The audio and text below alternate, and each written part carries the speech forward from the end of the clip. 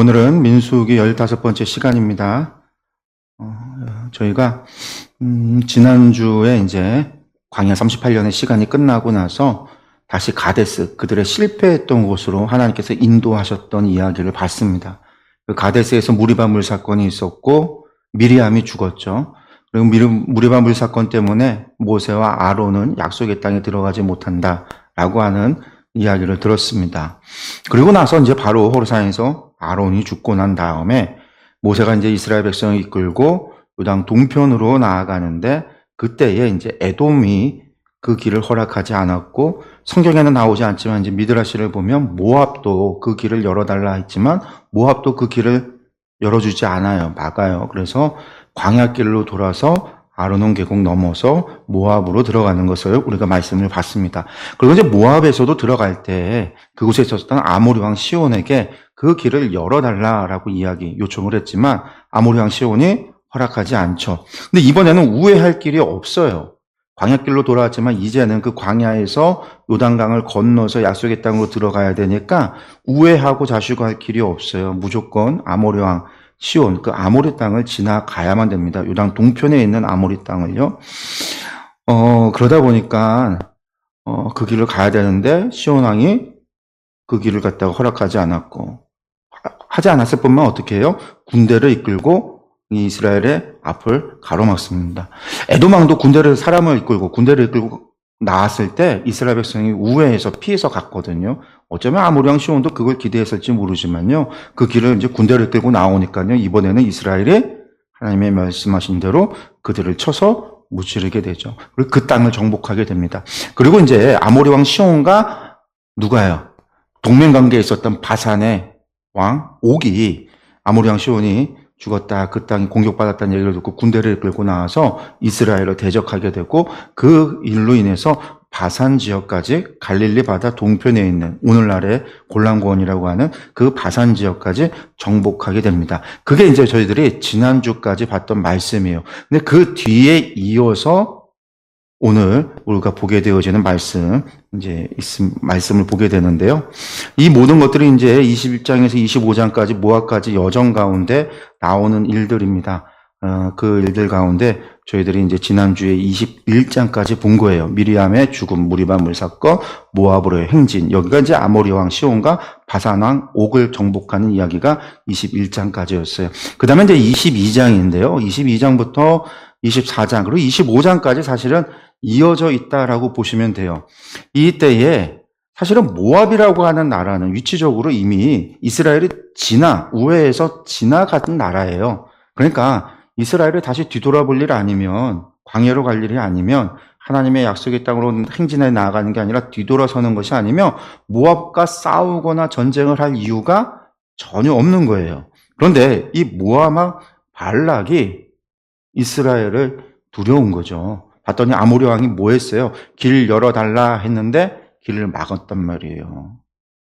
자신도 그 길을 막았고, 그러니까 혹시라도 보복이 있을까 두려워서 이스라엘을 대적하게 되어지는 게 22장부터 이야기입니다. 그래서 이제 25장까지 이야기가 진행이 되는데, 이때 보면요, 사실 성경에서는 자세한 이야기가 나오질 않아요. 이 발락이 왜 발람을 부르는지, 발람은 도대체 누군지, 그 다음에 25장의 사건이 성경은 민수기에서 기록되어 있지 않은데 신약의 성경을 보면 왜 부올의 사건이 발람의 술수인지 이런 게 전혀 나와 있지 않아요. 그러니까 이런 부분들은 제가 이제 민수기 강해 설교를 할 때도 이 말씀을 드렸지만 미드라시라고 하는 이 오경을 해석해놨던 랍비들의 그 주석서 미드라시를 보면 이 이야기들이 조금 나오는데 그 내용들을 보면 사실은 미드라시는 근데 다 전적으로 신뢰할 수는 없습니다. 그냥 들려오는 이야기들을 갖다가 사람들이 이야기하고 혹은 설명하기 위해서 만들어낸 이야기일 수도 있고 전혀 100% 신뢰할 수는 없지만 100% 신뢰한다면 미드라시가 성경이 됐겠죠. 미드라시의 이야기를 우리가 좀 참조만 한다면 22장에서 24장의 이야기가 성경에 나와 있지 않은 그 이면의 이야기들, 왜 발락이 이스라엘을 대적하고 하는 것들을 우리가 좀 볼 수 있습니다. 어쨌든 이 22장에서 25장까지 이야기들 가운데 부호의 사건을 제외하고 오늘은요, 22장에서 24장까지 발람의 이야기, 발락과 발람의 이야기, 이것만 오늘 보도록 하려고 하는데요. 이 부분을 좀 나누면요, 7가지 이야기가 나와요. 모압 발락이 술사 발람을 초청하는 이야기, 발람의 나귀가 발람을 책망하는 이야기, 모압 발락이 발람을 영접하는, 이제 도착해서 영접하는 이야기. 그러고 난 다음에 이제 발람의 제사를 3번을 드리고 3번의 예언을 해요. 그리고 이제 4번째, 제사 드리지 않고 발람이 하는 4번째 예언, 이 예언을 하고 발람이 귀향을 합니다. 이렇게 해서 7가지 이야기들이 진행이 되는데 이것들을 하나씩 좀 보도록 하겠습니다. 먼저 모압 발락이 술사 발람을 초청합니다. 이스라엘 자손이 또 길을 떠나 모압 평지에 진을 쳤으니 요단 건너편 곧 여리고 맞은편이더라.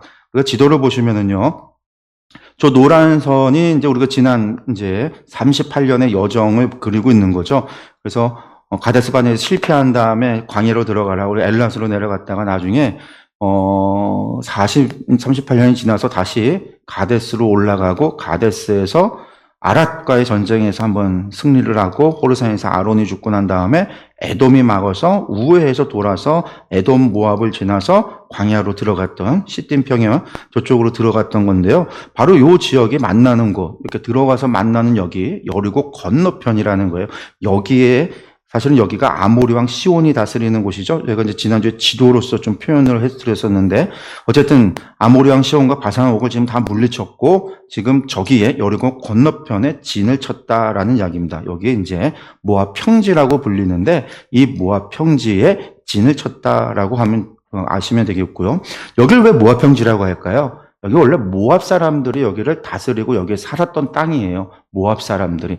모압의 영향력 아래에 있었던 거죠. 근데 아모리 사람들이 요단 서편에 가나안 땅에 살던 산지 족속인 아모리 사람들이 건너와서 모압 사람들을 쫓아내고 이 땅을 차지했던 거예요. 근데 여전히 모압 평지, 모압 땅이라고 부르는 거죠. 모압 사람들, 모압 평지라고 불리는 겁니다. 구약에서는 이 지역을 계속 모압 평지라고 그래요. 모압 평지. 이 모압 평지 이곳에 진을 쳤다라는 거죠. 그러니까 이제 다 끝났어요. 여기서 이제 건너가기만 하면 되는데 모압도 지나갔잖아요. 모압을. 여기가 모압이에요. 아르논강에서부터 세렛강까지 이르는 곳, 여기가 이제 모압입니다. 그러니까 모압을 우회해서 지나갔어요. 이스라엘에 다시 내려갈 게 아니면 요단 동편을 넘어갈 거예요. 요단 서편으로 가야 되는 거니까 모압하고는 이제 볼 일이 없어요. 넘어가면 돼요. 지나가면 돼요. 그런데 이제 모압이 이스라엘을 바라보면서 두렵다라는 거죠. 보시면요. 십볼의 아들 발락이 이스라엘이 아모리인에게 행한 모든 일을 보았으므로 모압이 심히 두려워하였으니 이스라엘 백성이 많음으로 말미암아 모압이 이스라엘 자손 때문에 번민하더라. 미디안 장로들에게 이르되 이제 이 무리가 소가 밭에 풀을 뜯어먹음 같이 우리 사방에 있는 것을 다 뜯어먹으리로다 하니 그때의 십볼의 아들 발락이 모압 왕이었더라. 여기 보시면요, 이스라엘, 십볼의 아들 발락이 이스라엘이 아모리인에게 행한 모든 일을 보았다라고 이야기하고 있잖아요. 아모리인에게 행한 모든 일이 뭐예요? 그들을 정복하고 그 땅을 차지한 거예요. 아모리 사람들 다 몰아내고 그 땅을 차지한 것을 본 거예요. 근데 이제 아까도 얘기했지만 미드라시를 봤더니 어떤 걸 봤냐? 그냥 단순히 여기를 정복한 걸 본 게 아니라, 그것뿐만이 아니라 전쟁이 일어난 원인과 이유가 무엇이냐라고 할 때 그게, 아모리 사람들이 이스라엘 사람들이 지나가는 길을 허락하지 않았다라고 하는 거, 이걸 본 거예요. 그리고 모압도 동일하게 그 일을 했거든요. 우리도 못 가게 막았었으니까 복수하겠구나라는 생각을 가지고 두려워한 거예요. 복수하지 않을까? 이제 우리를 복수하지 않을까?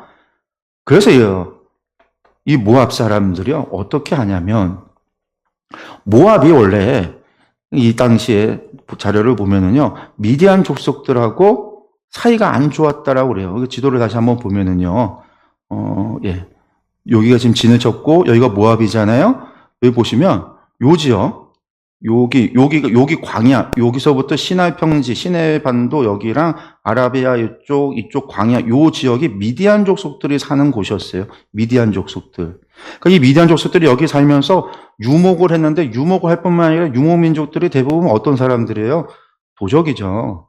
우리가 이제 몽골만 봐도 알잖아요. 다 마찬가지예요. 약탈하고.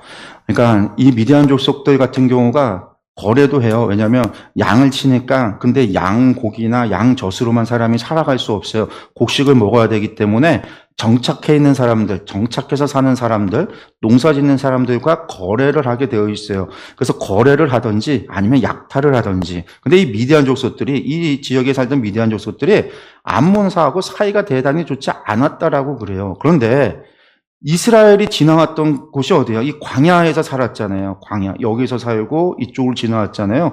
미디안 사람들이 사는 곳과 중복이 되어졌던 게 이스라엘 사람들이에요.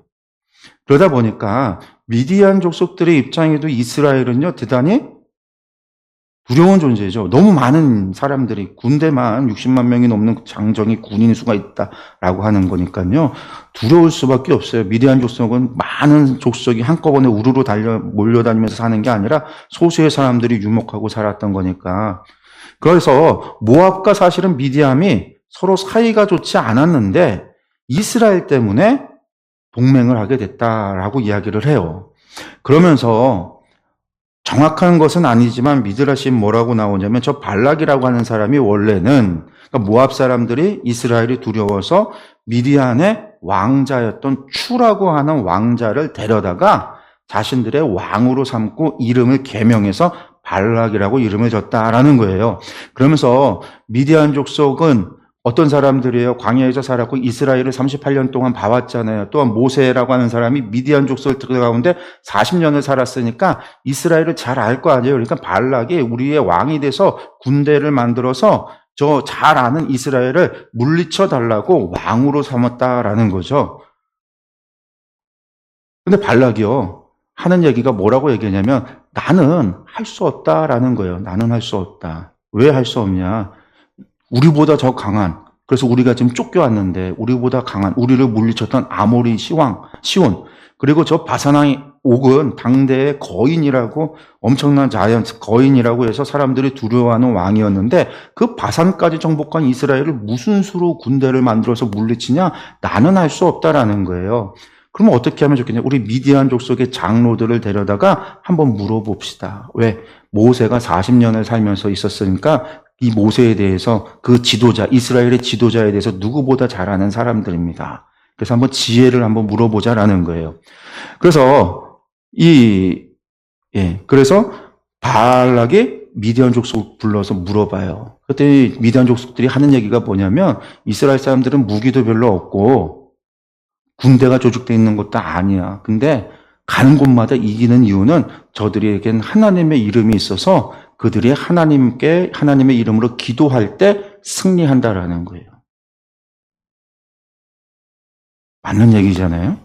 그러니까 그 얘기를 들으니까 고민에 빠졌어요. 어떻게 얘기할까? 그러면 모세보다 더 신령한 사람, 모세보다 영적으로 더 뛰어난 사람, 모세보다 더 하나님과 가까운 사람을 불러다가 이스라엘을 저주하게 하자. 하나님 편을, 하나님이 이스라엘 편이 아니라 하나님을 우리의 편으로 만들자. 그런 사람을 불러오자라고 결정을 내려요. 그래서 봤더니 당대에 이 땅에 저기 유프라데스강 저 하루에 있었던 말람이라고 하는 술사가 얼마나 이름이 명성이 떨쳤는지 이 모압이나 레반테 지역에도 그 사람에 대해서 널 알고 있었거든요. 그 사람은 하나님의 선지자라고 해서 꿈을 해몽하고, 특별히 이 사람은 저주의 능력이 있어서 이 사람이 저주만 하면 하나님께서 그 저주대로 치신다라는 거예요. 그러니까 그 사람을 데려와서 그게 발람이에요. 그래서 이제 발락이 부올의 아들 발람을 갖다가 청빙하기 위해서 사람을 보낸 거예요. 그러니까 발람을 그냥 보낸 이유가 아니라 저주하게 하기 위해서. 그리고 당시에 발람이라고 하는 사람이 그런 저주의 능력이 있어서 하나님의 선지자로 이름을 날리고 있었다라는 거예요. 그럼 정말로 하나님의 선지자일까? 여러분, 당시에 우리가 창세기 때도 보지만 하나님의 제사장이라고 하는 사람이 나오잖아요. 누가? 멜기세덱이라고 하는 사람, 살렘의 왕, 예루살렘의 왕이었던 살렘의 왕이었던 멜기세덱이 하나님의 제사장이었다라고 그래요. 그러니까 그건 뭐냐면 단절돼 있었던 건 아니에요. 노아 시대 이후에 하나님을 섬기고 제사하고 말씀을 듣고 하는 사람들이 있었다라는 거예요. 그런 사람들이 실제로 존재하고. 그러니까 발람도 이 시대까지도 하나님을, 그렇다고 이 사람이 하나님을 100% 온전히 다하는가? 그건 아니겠죠. 왜? 이 당시에 성경이 있었던 것도 아니고 하나님의 선지자로서 활동은 하지만 율법이 있었던 것도 아니고 성경이 있었던 것도 아니니까 자기가 배워온 대로, 자기 생각대로 배워온 대로 믿었던 사람인데 어쨌든 하나님의 선지자였다라는 거예요. 오늘 말씀을 봐도 하나님께서 발람과 대화하는 걸 보면 선지자는 맞아요. 한번 볼게요. 그래서 이제 부돌에 보내서, 저 부돌이, 강가 부돌이라는 강가가 유브라데스 강이에요. 그러니까 부돌이니까 지금 어디에 있는 사람을 부른 거냐면 저기 시리아, 저 끝에 북쪽에 있는 아나톨리아까지는 아니지만 그 경계, 아누마스 산맥 그 언저리에서 유프라테스 강이 흘러서 내려가니까 그 정도에 있는 부돌이라고 하는 곳이 그런 곳인데 그곳에 발람의 사람을 보내요. 그러면서 뭐라고 하기를 청하건대 나를 위해서 이 백성을 저주하게 해달라. 저주가 뜯기니까 내가 돈 주겠다. 그 내가 복을 비는 자는 복을 받고 저주하는 자는 저주를 받은 줄 내가 암이라. 어떻게 알아요? 소문이 났으니까. 예. 모압 장로들과 미디안 장로들이 왜 이 둘이 같이 가느냐? 이 둘이 지금 동맹 맺었으니까 둘 다 지금 이스라엘 두려우니까요. 이 장로들이 손에 복채, 돈을 가지고 떠나서 발람에게 이르러서 이야기합니다. 그러니까 발람이 그들에게 뭐라고 얘기하냐면 이 밤에 자라. 내가 밤에 하나님께 기도해 보겠다. 그리고 하나님이 내게 이르시는 대로 내가 대답하겠다. 라는 거예요. 그래서 잠을 재웁니다. 그리고 이제 발람이 하나님께 기도했더니 하나님이 말씀합니다. 그러면서 뭐라고 얘기냐면 너와 함께 있는 이 사람들이 누구냐? 발람이 하나님께 아뢰되 모압 왕 십볼의 아들 발락이 내게 보낸 자들이다 라고 하니까 하나님 말하기를 보라 애굽에서 나온 민족이 지면에 덮여서 이제 와서 나를 위하여 그들을 저주하라. 내가 혹 그들을 쳐서 몰아낼 수 있으리라 하나이다. 이게 지금 발람이 하는 얘기죠. 저주해달라고 이야기했습니다. 그러니까 하나님이 12절에 발람에게 이르되 너는 그들과 함께 가지 마라. 그 백성을 저주하지도 마라. 그들은 누구예요? 복받는 자들이다. 하나님께서 복을 주시는 자들이다라는 뜻이죠. 그래서 발람이 다음날 아침에 뭐라고 얘기냐면 그 귀족들에게 장로들에게 이르기를 너희 땅으로 돌아가라. 여호와께서 내가 너희와 함께 가기를 허락하지 않았다. 여기까지만 보면요, 이 발람이라고 하는 자가 선지자가 참 제대로 된 선지자구나. 하나님도 그에게 이야기하고 말씀하시고 발람은 순종하고 있구나라고 하는 것을 우리가 알 수 있는데요. 첫 번째 돌려보내요. 근데 두 번째 발락에게로 돌아가서 이 사실들을 이야기합니다. 그랬더니 발락이 어떻게 해요? 여러분들 그 얘기를 들었으니까 어떻겠어요? 진짜 저 발람은 하나님과 소통하는 선지자구나. 몸이 더 애다른 거예요. 그래서 더 높은 고관들, 장로들이면 최고인데 그보다 더 높은 고관들을 더 많이 보낸 거예요. 영접하러 보낸 거예요. 아주 대우가 달라지는 거죠. 그러면서 다시 내게 오라. 내가 그대를 높여 크게 존귀하게 하고 그대가 내게 말하는 것은 무엇이든지 시행하리라. 주겠다라는 약속. 오늘날로 치면은요, 백지수표를 주면서 청빙하는 겁니다. 발람이 발락의 신하들에게 대답하여 이르되 뭐라고 얘기하냐면요. 발락이 그 집에 가득한 은금을 내게 줄지라도 내가 능히 여호와 내 하나님의 말씀을 어겨 덜하거나 더하지 못하겠노라. 여기까지 보니까요. 발람이 진짜 선지자, 제대로 된 선지자인가 봐. 그렇게 생각할 수 있는데요. 19절 그런즉 이제 너희도 이 밤에 여기서 유숙하라. 여호와께서 내게 무슨 말씀 더하실는지 알아보리라. 여러분들 이 얘기가 뭘까요? 여러분들 발락이 그 집에 가득한 은금을 내게 줄지라도 내가 능히 여호와 내 하나님의 말씀을 어겨 덜하거나 더하지 못하겠다. 하나님 말씀에 순종할 거면요. 여기서 끝! 돌아가! 돌려보냈어야 돼요. 아니면 밤에 유숙하더라도 끝난 거예요. 다시 이야기하겠다. 하나님 앞에 물어보겠다. 그 얘기는 뭐예요? 나 가고 싶어 라는 거죠. 백지수표에 마음이 흔들려서 가고 싶은 거예요. 우리 한글 성경에는요, 그냥 그런즉 이제라고 표현이 되어져 있는데, 이게 지금 히브리어로 왜 아타라는 말이에요. 지금이라고 하는 뜻의 아타하고요, 그리고라고 하는 접속사 와우가 합쳐진 거예요. 그리고 지금은이라고 하는 뜻이거든요.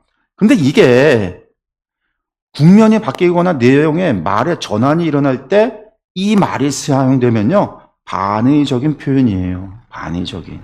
그러니까 19절에 왜 아타라는 말이 쓰여지는 그 순간에 뭐냐? 더하거나 말씀을 어겨 덜하거나 더하지 못하겠다라고 하는 거에 반대라는 거예요. 이미 발람은요, 마음에 동했어요. 백지수표에 마음이 두근거린 거예요. 가야지. 가고 싶어. 어떻게든 갈 거야. 발람은 돈을. 그러니까 우리 한글 성경에는 지금 의미가 잘 드러나지 않지만 그런 뜻이에요. 그러나 이제는 안 가겠다. 그러나 이제는 내가 다시 한번 물어볼게. 혹시 무슨 말이 있나 없나 내가 한번 다시 한번 살펴볼게. 하는 말이죠. 밤에 하나님이 발람에게 임하여 이르시되 그 사람들이 너를 부르러 왔거든. 일어나 함께 가라. 이번에 하나님이요 그냥 가래요. 이거는요 하나님께서 허락하시는 건 아니에요. 왜? 그 뒤에 이야기에서 발람이 갈 때 하나님의 사자가 나와서 칼로 쳐 죽이려고 하거든요. 그걸 볼 때는요 가는 거 하나님의 뜻이 아니에요. 저주하는 거 하나님의 뜻이 아니에요. 그러나 발람이 자신이 욕심으로 말미암아 돈의 욕심으로 말미암아 가고 싶어하는 그 마음 그것을 알기 때문에 하나님께서 원하셔도 그 돈 때문에 가고자 하는 그 욕망과 욕심을 하나님께서 아시기 때문에 발람을 그 욕망대로 내버려 둔 거예요. 그래? 가려면 가. 그런데 한마디 더 하죠. 내가 내게 이르는 말만 준행하라. 가는데 내가 말하는 것만 말해야 돼. 예. 발람이 그래서 떠나갑니다. 발락의 신하들과 함께 발람이 갑니다. 발람이 아침에 일어나서 자기 나귀의 안장을 지우고 아침에 일어나자마자 안장 지우고 바로 출발하는 거예요. 고관들과 함께 가니 그가 감으로 말미암아 하나님이 진노하시고 그렇죠. 하나님 원하시는 건 진노. 이미 그가 마음으로 그런 마음을 가지고 하나님께 물어볼 때부터 하나님 진노하신 거예요. 사실 이때 진노한 게 아니라 그러면서 너 한번 가봐 라고 하시는 그 목소리가 하나님의 허락의 목소리가 아니라 하나님의 진노의 목소리인 거죠. 너 가봐. 그래 가봐라는 우리가 이제 그거를 읽어야 되는 거죠. 하나님이 어떤 마음이셨는가. 그래서 갑니다. 나귀를 타고 갑니다. 그런데 나귀가 여호와의 사자가 칼을 빼어 손에 든 것을 보고 길에서 벗어나서 밭으로 들어가니까 발람이 왜 이게 미쳤나 새짓질을 해요. 또 가다 포도원 사이 좁은 길에 여호와 사자가 또 길을 막고 섰어요. 담에 있더라. 그러니까 나귀가 여호와의 사자를 보고는요 몸을 담에 대고 발람의 발이 몸이 있잖아요. 이거 벽에 대고 막 짓누르는 거예요. 그러니까 발람이 발이 아프도록 그러니까 또 채찍질을 해요. 여호와의 사자가 더 나아가서 좌우에 피할 데 없는 좁은 곳에 서니까 엎드렸더라. 발람이 노하여 자기 지팡이로 나귀를 때리는지라 여호와께서 나귀의 입을 여시네 발람에게 이르되 내가 당신에게 무엇을 하였기에 나를 이같이 3번 때리느냐. 발람이 나귀에게 말하되 내가 나를 거역하기 때문이니 내 손에 칼이 있었다면 넌 곧 죽었으리라. 나귀가 발람에게 내가 평생 이런 적이 있느냐? 없다. 그때에 여호와께서 발람의 눈을 밝히시며 사자를 본 거죠. 지금 이런 일들이 일어난 건요, 지금 정상적인 일이 아니잖아요. 기적이에요. 나귀가 어떻게 말을 할 수 있어요? 말할 수 없는 나귀가 말을 했다? 이건 하나님의 역사예요. 그렇다고 한다면 발람은요, 그 과정 속에서 무엇을 캐치했어야 돼요? 하나님의 역사구나라는 걸 알았어야 돼요. 하나님이 무엇인가를 말씀하시는구나. 근데 전혀 모르죠. 자신이 가야 되는 길은요, 욕망을 따라서 나아가는 어리석은 길인데, 그 길을 막고자 하는데 모르고 있었대요. 그래서 여호와의 사자를 보입니다. 그러면서 사자가 이야기합니다. 내 앞에서 내 길이 사악함으로 네가 가는 길이 사악하다. 왜? 욕심 때문에, 백지수표 때문에 가는 길이니까. 돈 때문에 움직이고 있는 거니까요. 사악하다. 내가 너를 막으려고 나왔더니 나귀가 3번이나 너를 피했다. 내 앞에서 피했다. 나귀가 안 피했으면 내가 벌써 너를 죽이고 나귀는 살렸으리라. 그러죠. 그러니까 발람이 여호와 사자에게 말하되 내가 범죄하였나이다. 그러면요, 범죄하였나이다. 회개하는 거잖아요. 회개라고 하는 게 뭐예요? 돌이키는 거잖아요. 정말 범죄했으면 어떻게 해요? 돌이켜서 자기 집으로 들어갔어야 돼요. 근데 당신이 나를 막으려고 길에 서신 줄을 내가 알지 못하였나이다. 못한 게 무지한 게 아니라 지금 그 길을 가고 있는 게 잘못된 건데 가고 있는 길을 모르는 거예요. 잘못됐다라는 거. 그러니까 뭐라고요? 당신 일을 기뻐하지 아니하시면 나는 돌아가겠나이다. 기뻐하지 않으면 돌아가는 게 아니라 조건 달면 안 돼요. 기뻐하든지 안 하든지 나는 지금 돌아가겠습니다. 내가 집으로 가겠습니다. 이래야 되는 거예요. 근데 뭐예요? 당신이 이를 기뻐하지 아니하며 이미 진노하셔서 칼든 천사 말락 하나님의 사자를 보내셨는데 기뻐하지 아니하며 그 마음에 이미 이놈은 안 되겠구나 이거죠. 회개의 기회를 줬는데 회개하지 않았어요. 미련을 버리지 못해요. 돈을 버리지 못하는 거예요. 욕심을 못 버려요. 그러니까 사자가 그래, 내가 내게 이러는 말만 말하라. 가라. 내가 가. 그런데 이걸 뭐라고 얘기하냐면 로마서에서는요. 하나님의 유기라고 그래요. 유기가 뭐냐면 내버려 두는 거예요. 죄 가운데 내버려 두는 거예요. 잘못된 길을 가는데 내버려 두는 거예요. 잘못된 길을 가는데 하나님께서 치실 수 있어요. 때리실 수 있어요. 강제로 돌이킬 수 있어요. 고난을 줄 수도 있어요. 생명을 얻게 하기 위해 고난 주신다고 그랬거든요. 하나님의 간섭과 하나님의 참견과 하나님께서 역사가 있다라고 한다면요. 하나님께서 아직 포기하지 않으신 거예요. 그런데 하나님께서 유기하실 때가 있다라는 거예요. 내버려 둔다는 거예요. 죄 가운데 내버려 둔다라는 거예요. 잘못된 길을 가는데 내버려 둔다라는 거예요. 그 길이 낭떠러지죠. 죽음의 길인데 내버려 두는 거예요. 여러분들 그게 하나님의 유기예요. 하나님은 죄 가운데 유기해 두시는 경우가 있다라는 거예요.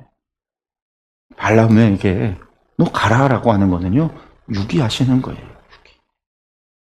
그게 사악한 길이요. 잘못된 길인데 가도록 내버려 뒀다라는 거죠.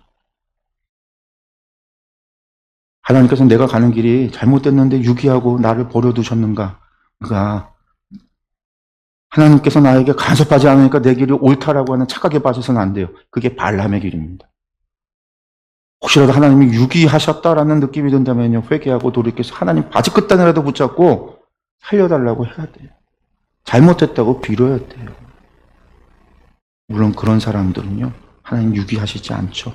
그런 마음이 들었다고 한다. 그거는 성령님께서 아직 포기하지 않고 안에 계셔서 회개케 하시는 역사를 이루시는 거니까요. 어쨌든 발람에게 가라고 합니다. 그래서 이제 발람이 22장 36절에서 40절 발락 모압에 도착을 합니다. 발락은 발람이 온 다음을 듣고 모압 변경의 끝 아르논가에 있는 성읍까지 가서 그를 영접하고 지금 모압의 수도가 아까 봤던 지도 보면은요 중간쯤에 있어요. 거기에서 경계 아르논 계곡 끝까지 국경선까지 한 걸음에 쫓아갔다라는 거예요. 맞이하려고 얼마나 마음이 급했냐면 얼마나 기다렸냐면 했다라는 거예요. 그러면서 이제 영접을 하는 거죠. 내가 너를 불렀는데 하면서 막 발람이 발락에게 이르되 내가 오기는 했으나 밑밥을 깔아요. 무엇을 말할 능력이 있으리까? 하나님이 내 입에 주시는 말씀 그것을 말할 뿐입니다. 얘기하는 거죠. 내가 무슨 말을 하든 건다 하나님이 주시는 말씀이니까 토달지 마세요. 한마디로 그거예요. 발람이 발락과 동행하여 기라 후솥에 이르러서는 여기는 이제 아르논 계곡 근처에 있는 성읍입니다. 수도로 간 게 아니에요. 왜? 이스라엘을 저주하려면 이스라엘 가까이 있어야 되니까. 아르논 계곡이 이스라엘의 모압 평지와 가까운 곳이니까요. 그 국경이 발락이 소와 양을 잡아 대접하더라. 잔치를 벌였습니다. 그리고 이제 다음 날이 됩니다. 그래서 첫 번째 제사부터 시작해서 예언이 진행이 되는데 여기에는 반복된 패턴, 반복되어 진행이 돼요. 한번 보면은요. 아침에 발락이 발람과 함께 하고 그를 인도해서 어디로 갔냐? 바알의 산당에 올라갑니다. 바알의 산당이라고 되어 있어요. 바모트 바알이라고 하는데 바모트라고 하는 게 산당이라고 보통 번역을 했어요. 근데 바모트라고 하는 말이 뭐냐면 고지, 높은 곳이라는 뜻이에요. 그러니까 사실은 제가 이제 예전에도 한번 말씀드렸는데 산당이라고 하는 거는 우리가 생각하는 산당은 뭐예요? 산에 있는 당이잖아요. 무당 굿하는 그런 무당집을 산당이라고 생각해요. 신전이 있는 걸 산당이라고 생각을 하는데 사실은 바모트라고 하는 거는 산당을 얘기하는 게 아니라 높은 곳을 얘기해요. 높은 언덕. 근데 이스라엘 사람뿐만 아니라 가나안 사람들은요.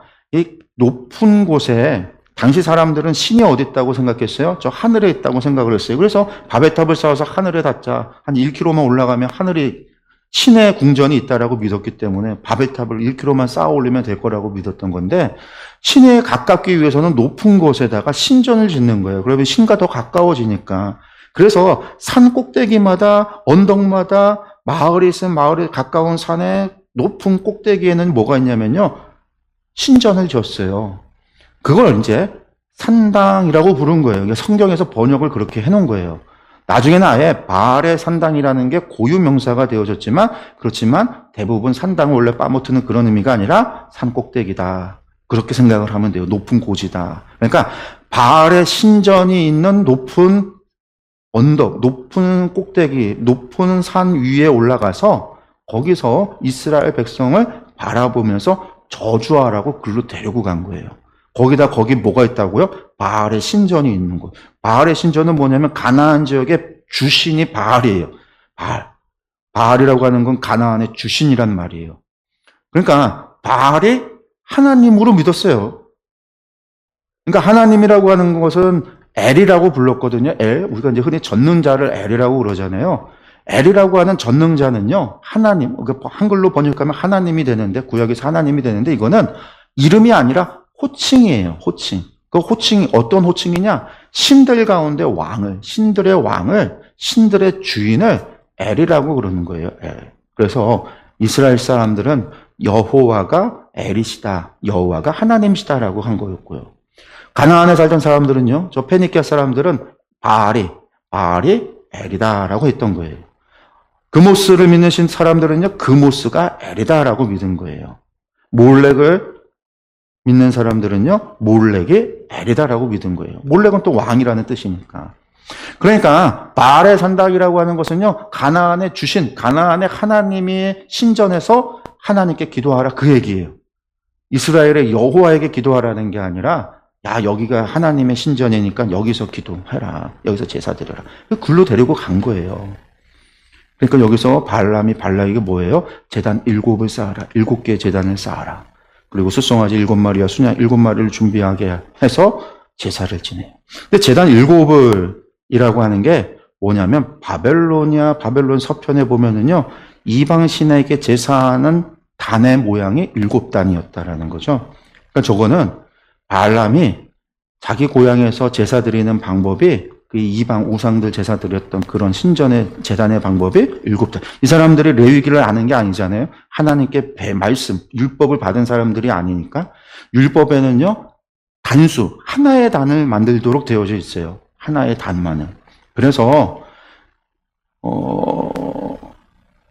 엘리야가 갈멜산에서 엘리야가 바알의 제사장 350명과 겨룰 때에 바알이 하나님이냐 여호와가 하나님이냐를 겨룰 때에도요, 엘리야가 이스라엘 지파 12를 대표하는 12돌을 가져다가 취하여 제단을 쌓았다라고 되어져 있는데, 이때도 제단은요 단수로 되어져 있어요. 솔로몬이 기본에서 1000마리 1000번제를 드렸어요. 올라가 번제잖아요, 제사.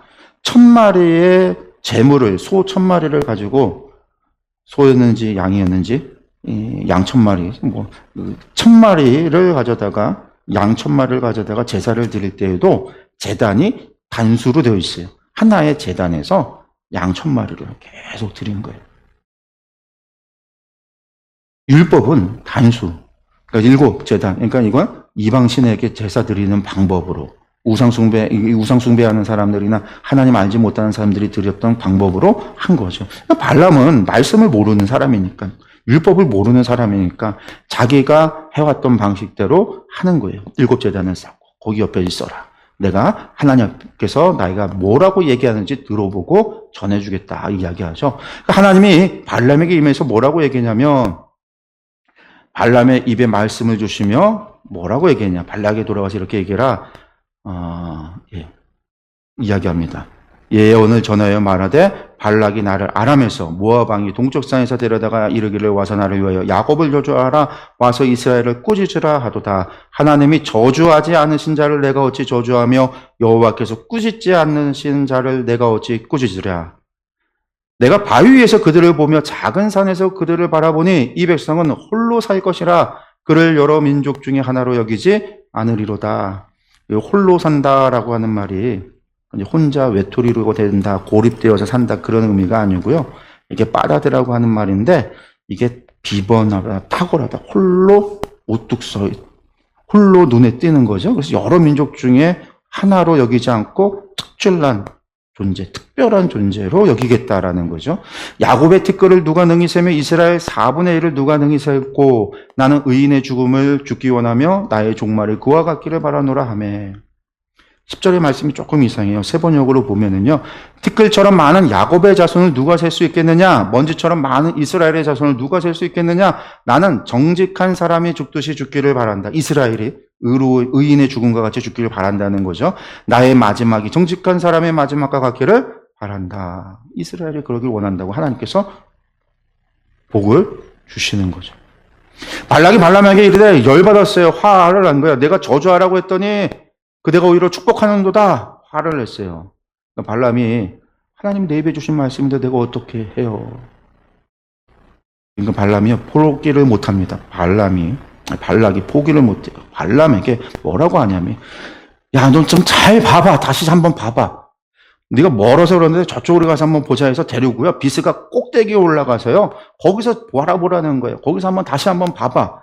저들 가운데 죄된 모습이 있는지 없는지 잘 살펴서 하나님 앞에 고자질 하란 말이야.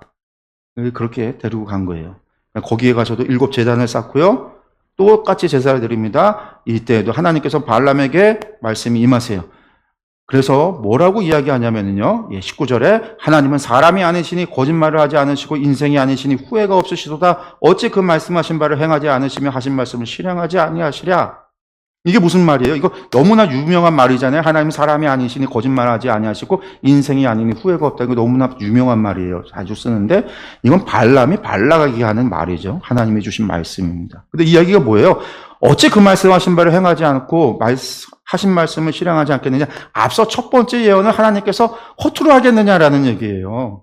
그게 하나님의 말씀인 줄 알면 그것이 되어질 줄 알아야지. 하나님이 말씀하신 것은 곧 그것이 이루어지는 줄 알아야지. 왜 그것을 갖다가 믿지 못하고 포기하지 못하느냐? 지금 그 얘기를 하고 계시는 거거든요. 내가 축복할 것을 받았으니 그가 주신 복을 내가 돌이키지 않으리라. 야곱의 허물을 보지 아니하시며 이스라엘의 반역을 보지 아니하시는도다. 여호와 그들의 하나님이 그들과 함께 계시니 왕을 부르는 소리가 그 중에 있도다. 하나님이 그들과 함께한다라는 거죠. 하나님이 그들을 애굽에서 인도하여 내셨으니 그의 힘이 들소와 같도다. 그러면서 23절에 뭐라고 얘기하냐면요. 야곱을 해야 할 점술이 없고 이스라엘을 해야 할 복술이 없도다. 첫 번째 예언이 끝나고요. 두 번째 하라고 그랬잖아요. 발람이 가갖고서는요. 무슨 것을 했냐면 점술을 한 거예요. 하나님께서 발람이 한 그것에 대해서 이야기하는 거예요. 야곱을 해야 할 점술 같은 거 없어. 이스라엘을 해야 할 복술이 없어. 야곱과 이스라엘에 대하여 논하지는데 하나님께 행하신 일이 어찌 그리 크냐 하리로다. 애굽에서 구원하신 놀라운 역사가 있잖아요. 그것을 봤으면 깨달아야죠. 들었으면. 그런 이야기입니다. 그러니까 발락이 또 화를 내요. 저주하지도 말고 축복도 하지 말라고. 발람이 또 이야기하죠. 하나님께서 하신 말씀을 내가 어떻게 전하지 않냐. 발락이 포기하지 못합니다. 또 세 번째예요. 발락이 발람에게 또 이르되 너를 다른 곳으로 데려가겠다 해서 부올산 꼭대기로 데려가요. 거기서 다시 한번 봐라. 거기서 한번 보라는 거예요. 발람이 발락에게 이르되 또 나를 위해서 7 제단 똑같죠? 예. 그러면서 발람이 자기가 이스라엘을 축복하는 것을 여호와께서 선히 여기심을 보고 전과 같이 점수를 쓰지 아니하고 그의 낯을 광야로 향해서 전과 같이 점수 쓰지 않았다. 아까 23절에 야곱을 해야 할 점술도 없고 이스라엘 해야 할 복술도 없다고 그랬잖아요. 발람이 점수를 부렸던 건데 하나님께서 그 주신 말씀 전하는 걸 좋게 여기시는 것 같으니까 점수를 안 했어요. 혹시나 하니까. 왜? 괜히 하나님 앞에 미움받으면 안 되잖아요. 지금 발람은 눈치를 챘어요. 뭘 깨달았냐면 하나님께서 이스라엘과 함께하고 그들을 저주하는 걸 하나님이 결코 원하지 않는다. 발람이요, 여기서 눈치를 챈 거예요. 깨달은 거예요. 근데 깨달았지만 돌이키지 않아요. 회개하지 않죠. 아까 앞서서도 회개하지 않았잖아요. 지금도 회개하지 않아요. 포기하지 않아요. 그래서 그 천막친 이스라엘을 자세히 봅니다. 그때 하나님의 영이 임해요. 그러면서 그가 예언하여 말하기를 뭐라고 해요? 발람이 말하며 눈을 감았던 자가 말하며 하나님 말씀을 듣는 자, 듣는 자의 환상을 보는 자, 엎드려서 눈을 뜬 자가 말하기를. 이게 지금 다 발람을 가리키는 거예요. 발람이 그런 사람이었다라는 거죠.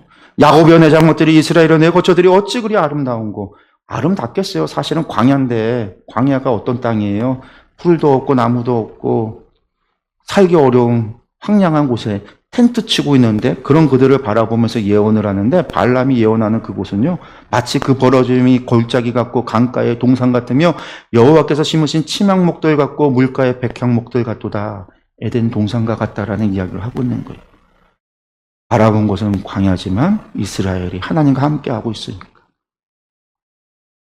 그의 나라가 흥왕하리로다. 이렇게 하는 거죠.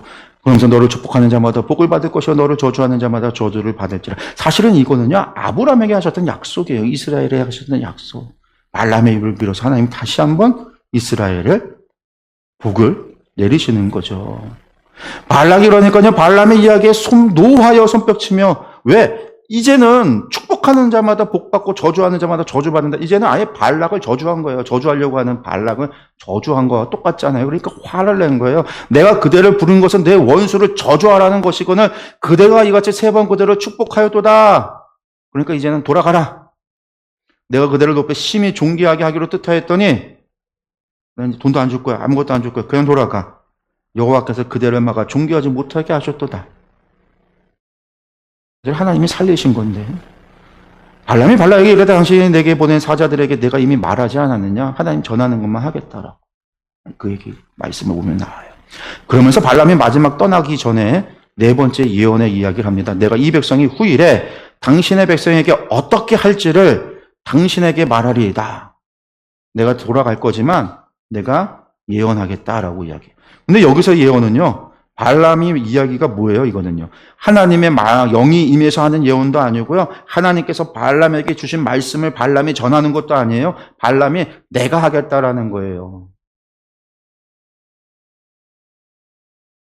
지 생각을 얘기한 거죠. 하나님께서 예언하셨던 것들을 듣고 그걸 가지고 자기가 예언하여 이르기를 뭐라고 해요?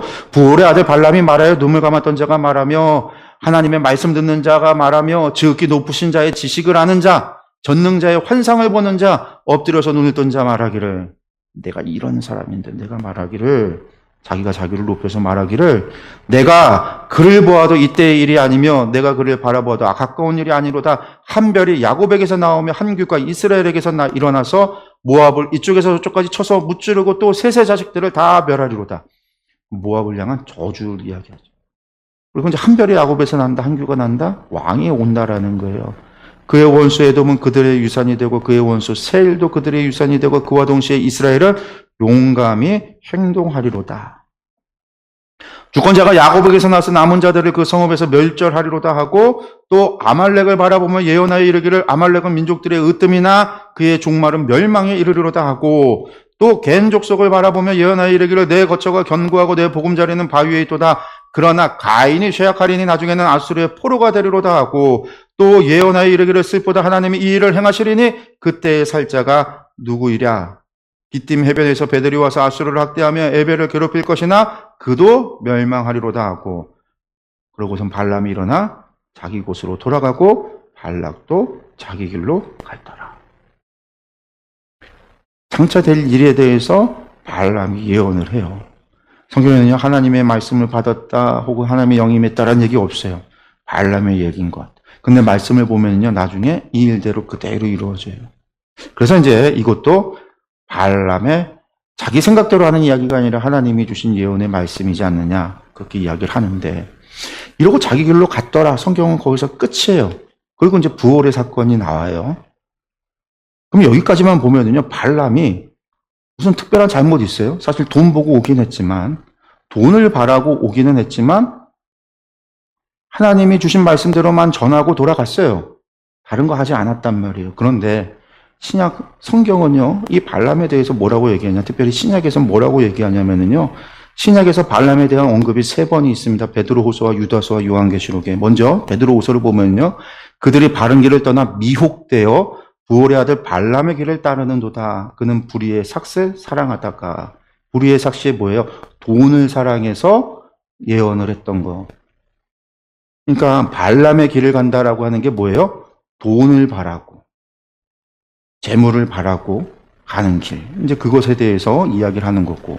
유다서는 뭐라고 얘기해요? 화 있을진저 이 사람들이여 가인의 길에 행하였으며 삭슬 위하여 발람의 억울하신 길로 몰려갔으며 고라의 패역을 따라 멸망을 받았도다. 여기서도요, 삭슬 위한 발람. 이것까지는 성경에 나오는 이야기니까 충분히 이해가 가요. 근데 계시록에 뭐라고 나오냐? 2장 14절. 버가모 교회에 쓴 편지에 이런 이야기가 나와요. 그러나 내게 2가지 책망할 것이 있나니 거기 내게 발람의 교훈을 지키는 자들이 있도다. 발람의 교훈, 발람의 가르침을 따르는 자들이 있어요. 발람이 발락을 가르쳐서, 그러니까 발락이 발람의 가르침을 따랐던 거죠. 발락 같은 놈들이 있다는 얘기예요. 가르쳐서 이스라엘 자손 앞에 걸림돌을 놓아 우상의 제물을 먹게 하였고 또 행음하게 하였느니라. 우상의 제물을 먹고 행음하게 한 것은요, 바로 이 뒤에 있어지는 부올의 사건을 이야기하는 거예요. 바알 부올에 이스라엘 사람들이 바알의 제사를 드리는데 참여하고 그 음식을 먹고 미디안 여인과 행음했던 이야기거든요. 즉 그 이야기를 여기에 나와요. 근데 그 이야기가 계시록에서 뭐라고요? 발람이 발락에게 가르쳤다라고 표현을 하고 있어요. 이게 뭐냐? 성경에는 나오지 않잖아요. 그럼 구약에서는 발람은 그러고 돌아갔다고 되어 있는데. 그래서 미드라시에는 뭐라고 되어 있냐면 발람이 돌아갈 때에 발락에게 저 가르치시는 교훈을 줍니다. 하나님이 가장 싫어하는 게 뭐냐면 이러면서 가르쳐 주는 거예요. 하나님이 가장 싫어하는 건 뭐냐면 이스라엘 하나님의 백성이 이방 여인들과 통혼하는 거, 이방 여인과 결혼하는 거, 그걸 가장 싫어해요. 하나님 그걸 가장 싫어해요. 그러니까 여러분들이 대적하지 말고 너희 가운데 아름다운 처녀들을 데리고 이스라엘 사람들에게 진중에 가서 그들과 결혼을 시켜. 그러면 하나님께서 진노해서 이스라엘을 칠 거야. 그게 발람이 발락에게 가르쳐준, 그가 떠나가면서 고향으로 가면서 줬던 교훈이 가르친 꾀예요. 그게 발락의 꾀예요. 그래서 발락이 누구를요? 미디안 처자들을 데리고 이스라엘 진중에 찾아가요. 방문을 해요. 우호적인 방문. 너희들 그래 수고했다고. 그러면서 우리가 먹을 것도 있고 그런데 우리 같이 잔치를 벌이고 내가 당신들을 접대하겠다. 이스라엘을 초청을 해요. 그래서 그들과 술을 먹고 음식을 먹이면서 바알의 축제를 한 거죠. 바알의 축제. 그리고 그 밤에 미디안 처자들과 간음하는 일들이 벌어지고. 그래서 바알 부올의 사건이 벌어지고 실제로 하나님께서 이스라엘 사람들을 쳐서 수많은 사람들이 죽게 되는 거예요. 그게 발람의 꾀였다라는 거죠. 예. 이게 이제 24장까지 이야기고요. 그 꾀에 의한 결과가 25장 부올의 사건으로 이어지고 이것만으로 끝나지 않습니다. 부올의 사건 이후에 결국 하나님께서 이제 미디안 족속에 대해서 미디안 여인들과 그 미디안 제사 바알 숭배에 빠져들었으니까요. 모압이 했지만 모압과 미디안이 한 통속 동맹이었다고 그랬고 미디안 처자들을 데리고 그런 일들을 꾸몄기 때문에 그 일을 주도했던 사람들이 고스비 미디안 족장의 장로의 딸이기도 했고 그 일 때문에 하나님께서 모세에게 무엇을 명하냐면요. 미디안족을 쳐라. 그래서 모세가 요단강에 넘어가기 전에 이스라엘 백성이 넘어가기 전에 그가 건너가지 못한 마지막 전쟁을 치르게 되는데 그게 뭐냐? 자신이 40년 동안 몸을 의탁하고 살았던 미디안 족속들 그들을 정복하는 일이었어요. 그래서 이스라엘이 미디안을 정복하고 벌하는 이야기가 뒤에까지 이어지는데 그 이야기가 전부 다 이 부올의 사건과 관련이 있어요. 또 이 부올의 사건에 가장 많이 가담했던 사람들이 누구냐면 시므온 지파 사람들이에요. 그래서 이제 모세가 시므온 지파, 나중에 12지파를 축복해 주는데 그 축복할 때 보면 시므온 지파를 빼버려요. 축복해 주지 않아요.